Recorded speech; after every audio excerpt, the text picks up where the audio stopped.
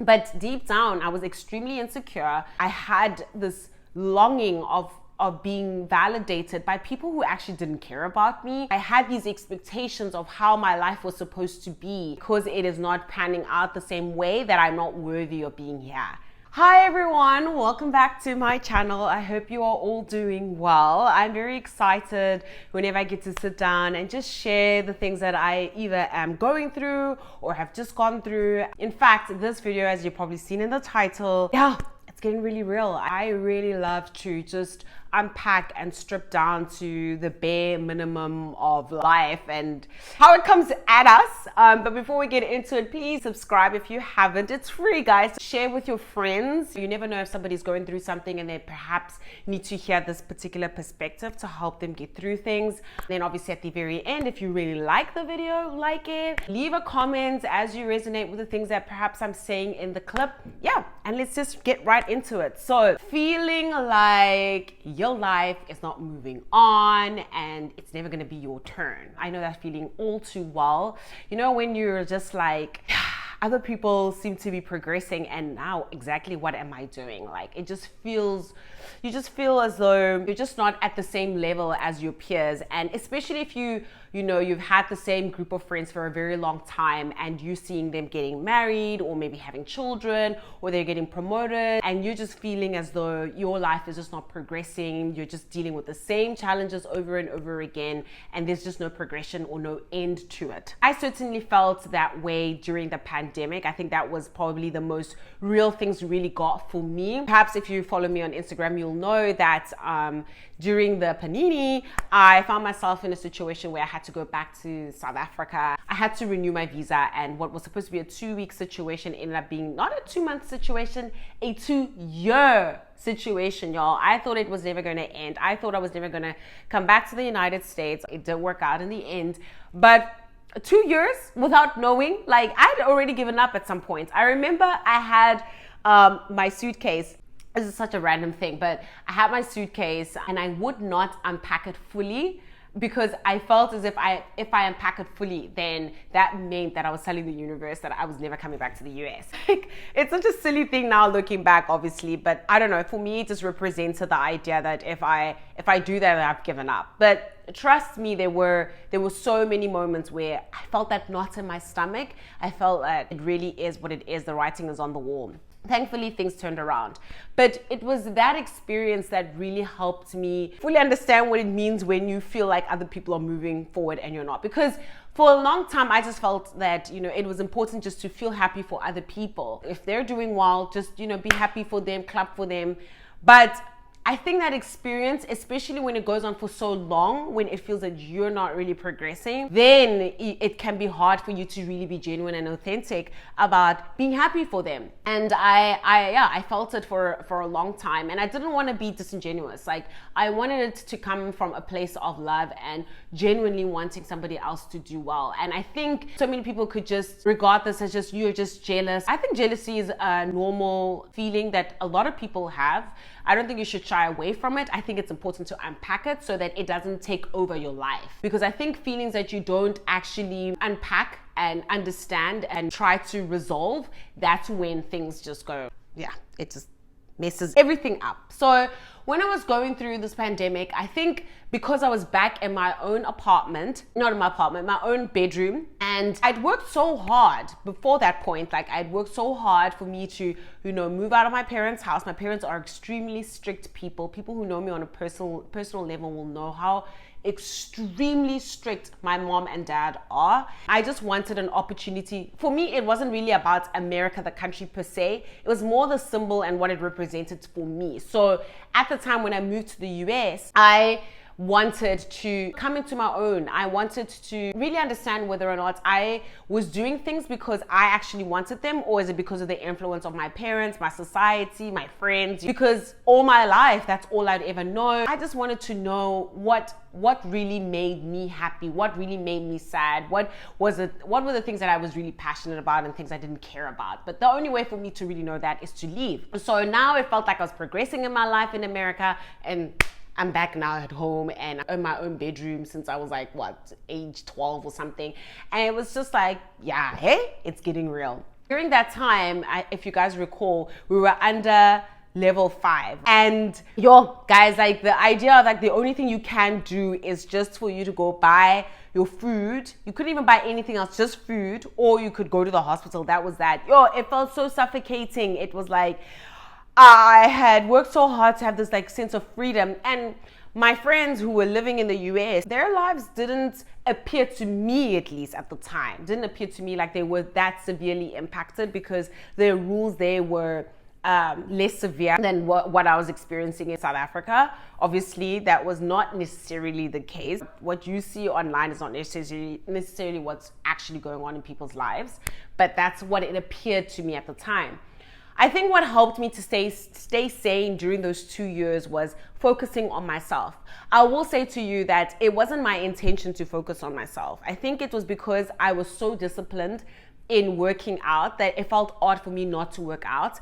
At that point, I was working out specifically for my mental health. Obviously, being depressed and being anxious, I used exercise to help me to, maintain a healthy relationship with myself, with my mind, and to remain present and not to have anxious thoughts. So I just started to focus on finding items around the house and just working out. And I posted those workouts online to keep myself accountable. It wasn't in any way for me to try and like blow up on Instagram or anything like that. It was genuinely just to help me be accountable to myself. I was going to work out 5 times a week. I was committed to that process because I was committed to myself. What was interesting is that as a result of me being so consistent and determined to be well, mentally at least, it ended up resonating, I guess, with other people. And that's how I ended up with 40,000 people on Instagram following me. But that was not the purpose of the work that I was doing there on Instagram. It was really genuinely for me. And during that journey, what I understood was that there were a lot of things that I was doing, even in the US, that I didn't really care about. It made me also question the things that I genuinely thought I wanted, because in society, I say that we can get very much influenced without even knowing that we're being influenced. A lot of our preferences are actually determined by the society that we exist in. We don't live in vacuum, so it's very hard for us to really know what we truly want. But I think during that time, because everything was just so quiet, at least in our surroundings, it allowed me the space to focus on myself and see what I needed to accomplish for myself. I think also during the time that I was focusing on myself, it allowed me to also ask the hard questions. What is it that you're really doing? Is this the way you see yourself going? And sometimes the answers to those questions were not hopeful, but at least I was asking the questions. I was really trying to unravel my identity at the time and understand who I was. I was also fortunate enough that I had a therapist that was helping me through the pandemic. So it helped me to stay objective and not to get too caught up so much in the answers. The second thing that really helped me to stay sane in a time where I felt as though other people are doing well and now I'm going backward, because I'm at home and nothing seems to be happening except I'm working every day from 3 until midnight. Like I'm just a zombie. I think what helped me is to also speak to my friends. Speaking to your friends, the very people that you're thinking are doing really well, helps you to see that a lot of the times the reward comes with a lot of responsibility. There were so many things that they had to adjust in their lives now that they were married or they had children or they were promoted, that in order for them to maintain that new life. And I was not aware of it because all I saw was what was happening on Instagram. I'm not like on a day-to-day basis with them anymore because I'm physically in another country. But when I started to speak to them, I started to realize, oh no, there is some real ass responsibilities to this whole situation that they have to maintain. And that's not to say that I was rejoicing in my friends' misery or their difficulties, but it kind of sobered me up to realize there's a lot of effort that goes behind the scenes that we're not always aware of. Not everything is as it appears.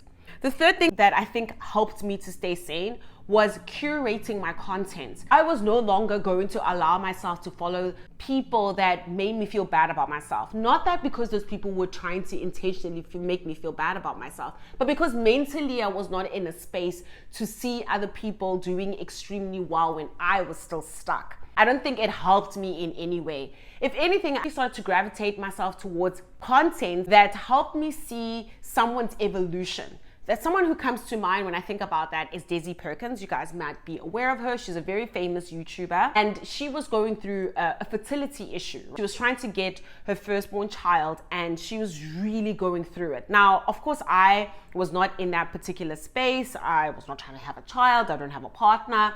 So that was not necessarily my situation, but it made me appreciate how hard it was to actually have something that you truly want sometimes, you know? Because if Desi had just posted a picture of herself being pregnant, most of our assumptions would just have been that it did it the normal way on how to conceive a child. But in reality, it was way more complicated. The whole situation took a toll on her mental health, on her relationship. It was really intense, and I didn't like seeing Desi going through that, but I appreciated her sharing that stuff because it made me see how sweet the reward was at the very end. That most people's lives are not just that picture where you are now pregnant, or you are holding your degree, or then you are finally getting the keys to a new house. There are so many steps that really make up the journey until you finally get to this destination. And so it put me up that being able to understand on a real level what people are going through. The fourth thing was to actually just face my pain. I don't know about you guys, but I have this thing that whenever I'm going through a really tough time, no matter how much I try to stamp it down, at 3 a.m. I always wake up to the dark night of my soul. I'll wake up and everything that I'm struggling with, it just appears in front of me. And it's almost always very dark, very critical. This is the end. Nothing is going to ever come right about this. And instead of me just like usually just rolling over and falling asleep, I need to understand, why do I feel this is the end all and be all of my life? Because it's obviously not, but why do I feel it so viscerally inside of me? And once I started to slowly peel back the layers, I realized that a lot of the pain came from insecurities that either were from my childhood or, you know, my teen years or my young adult years, where I had these expectations of how my life was supposed to be, and then I feel because it is not panning out the same way that I'm not worthy of being here. And that hole was a very painful one to look into, because no one wants to see how low their self-esteem really is. Because when I look at myself and through the eyes of other people, I seem to be somebody who's so confident and seems to just be a go-getter and has everything. But deep down, I was extremely insecure. I had this longing of being validated by people who actually didn't care about me. And so I was driven to want to get things that I thought would make me so amazing, that either would be, you see, I told you so, I could be this amazing and now you're not my friend, or I'm now good enough for y'all, you know? Either way, it's just motivated by the wrong spirits. So once I started to look at that pain, I was like, geez, you know, I now am aware of some of the things that are motivating me to do certain things, and I don't want to be there anymore. I want to do things because I genuinely want to do them, because they give me joy, not as a put it in somebody's face kind of situation. I just want to do it because I want to do it. Which leads me to number 5, letting go of how you expect the things in your life to come into your life. So many of us have these dreams and aspirations and goals in our lives, but on top of that, we have an idea of how we will get there. But life is rarely ever fully controlled by us, because we all live in a society and there's so many things that come in and out of our lives and that are not in our control. So how on earth can we possibly think that everything that we want will come in the way that we want it? And another thing, when you really think about it, most of the time, the things that we really want for ourselves, it is always etched in a journey that is pretty easy. We're always going to try and choose the path of least resistance. But in real life, as we know, most of the time that is not the case. And if you are going through something that is very difficult on your way to something that you really want, you find that you actually build the character that is required for you to sustain the reward or the blessing in your life. If you actually went the easy way around, you probably would not have what it takes for you to have the thing that you so desperately wanted. But now if you go through the hard way, you will have much deeper gratitude and appreciation for the thing that you so wanted in your life, because you understood how difficult it was for you to get it, and that it is a massive blessing in your life. It wasn't that God was denying me things, He was delaying things for me so that I would not have to suffer through the humiliation of losing something that I was so happy to get, because I didn't have the character to maintain that thing. And I fully understand what it's like. It's like everybody else is doing well, especially when you have been feeling that way for a long time. Like when you're putting in all the effort, you maybe even doing way more than what your friends are doing, and yet it seems like it's coming easy for them. But no one realizes that people's lives are not the same as yours. There's certain things that some people can handle and other people cannot. So we must just appreciate our own journey and realize that all the things that we go through also help to make us very relatable. If everything that you achieve in your life comes very easy to you, you're not a very relatable person. And I don't know about y'all, but I really like to share the difficulties that I experience in my life. Like when I shared with y'all that I got 30% for accounting when I was in my honors year, because that detail in the story of my life as I became a chartered accountant was actually what made people tune into me, because they were like, wow, she didn't just get it in jail by just studying. No, she had to go through hoops for her to finally get her CASA, and it made me such a relatable content creator. There is always method to the madness, as they say, and you just need to appreciate the unique journey that you are embarking on. My loves, I hope that this really helps you to understand your situation, and if there is somebody that you know who's going through something like this and maybe they need this pick me up, please share this with them. Don't forget to subscribe, to comment down below if you resonated with something. Please like this video if you enjoyed it, and I'll see you guys next time. Bye.